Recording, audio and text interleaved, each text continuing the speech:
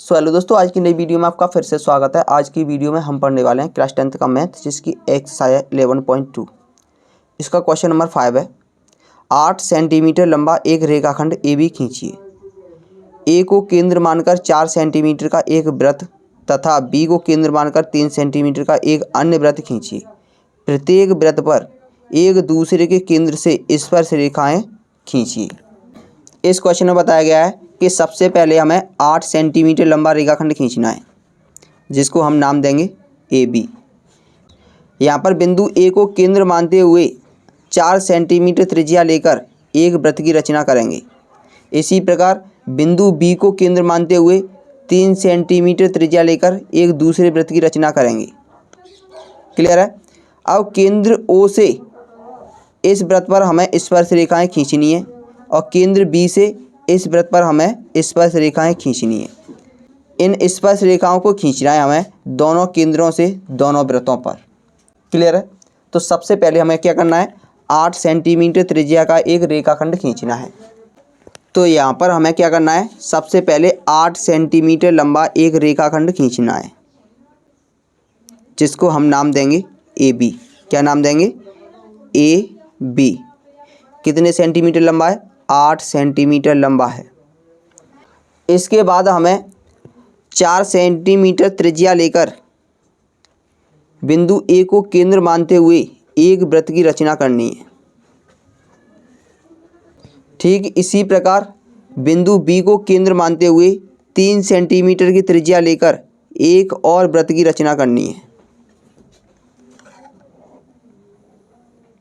बिंदु ए से इस वृत्त पर हमें स्पर्श रेखाएं खींचनी है और बिंदु बी से इस वृत्त पर हमें स्पर्श रेखाएं खींचनी है। तो जब हम स्पर्श रेखाएं खींचनी होंगी तो उसके लिए हमें क्या करना होता है, रेखा को समद्विभाजक करना होता है। तो सबसे पहले इसको समद्विभाजक करेंगे, यानी कि आधी से ज़्यादा दूरी लेंगे, एक चाप ऊपर और एक चाप नीचे लगाएंगे। ठीक इसी प्रकार यहाँ से एक चाप ऊपर और एक चाप नीचे लगाएंगे, तब हमें 2 बिंदु प्राप्त हो जाते हैं। ये दोनों इन बिंदुओं को अगर हम आपस में मिला दें तो एक बिंदु हमें कटान बिंदु प्राप्त हो जाता है, जिसको हम नाम देंगे एम। यानी कि ये रेखा ए बी को बिंदु एम पर प्रतिच्छेद करती है। अब क्या करना है, इसके बाद या तो ए एम को त्रिज्या मानकर एक वृत्त की रचना कर दो, या फिर एम बी को त्रिज्या मानकर एक वृत्त की रचना कर दो। तो यहाँ पर हम एम को केंद्र मानकर ए एम त्रिज्या लेकर एक वृत्त की रचना करेंगे। तो यहाँ पर हमें प्राप्त होता है कि ये वाला वृत्त इस वाले वृत्त को, यानी कि केंद्र ए वाले वृत्त को 2 बिंदुओं पर प्रतिच्छेद करता है। इसको हम S1 और S2 नाम दे देंगे। और केंद्र बी वाले वृत्त को ये T1 और T2 बिंदुओं पर प्रतिच्छेद करता है। तो अगर हम केंद्र O से इस वृत्त पर स्पर्श रेखा खींचें तो A को T1 और T2 से मिलाना होगा। तो यहाँ पर हमने केंद्र A को T1 और T2 से मिला दिया। अब केंद्र B को S1 व S2 से मिलाएंगे। अब यहाँ पर हमने केंद्र B को S1 व S2 से भी मिला दिया, जिससे हमें 4 स्पर्श रेखाएं प्राप्त हो गईं। A T1, A T2, B S1, B S2। अब लिखेंगे इसकी रचना के चरण। तो यहाँ पर लिखेंगे हम रचना के चरण। सबसे पहले हमने क्या किया था, इसमें एक 8 सेंटीमीटर लंबा रेखाखंड खींचा था। तो यहाँ पर हम लिखेंगे एक 8 सेंटीमीटर लंबा रेखाखंड खींचा। उसके बाद क्या किया, बिंदु ए को केंद्र मानते हुए 4 सेंटीमीटर त्रिज्या लेकर एक वृत्त की रचना की। तो यहाँ पर हम लिखेंगे बिंदु ए को केंद्र मानकर 4 सेंटीमीटर त्रिज्या लेकर वृत्त खींचा। इस बिंदु ए को केंद्र मानते हुए 4 सेंटीमीटर की त्रिज्या लेकर एक वृत्त की रचना की।